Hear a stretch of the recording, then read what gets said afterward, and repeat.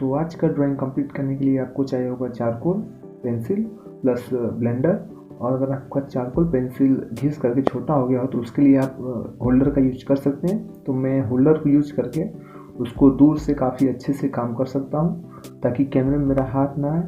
और उसके बाद चाहिए आपको एक चारकोल स्टिक, और ये चारकोल स्टिक आपको मार्केट में आसानी से मिल जाएगा। और ये लकड़ी को जला करके बनाया जाता है, या फिर जैसे कि अमरूद का लकड़ी हो या फिर अंगूर का, उसको जला करके बनाया जाता है।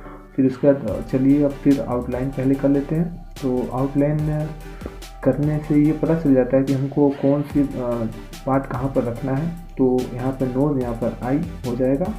तो उसके बाद चारकोल से ही हम एक टोन ले लेंगे, पहला टोन, जिसमें कि हमको पता चल जाता है कि कहाँ पर हमको डार्क रखना है और कहाँ पर लाइट रखना है। तो उसके लिए हम जहाँ पर डार्क रखना है वहाँ पर चारकोल को ज़्यादा प्रेशर दे करके घिसेंगे, और जहाँ पर लाइट रखना है वहाँ पर चारकोल को कम प्रेशर दे करके घिसेंगे।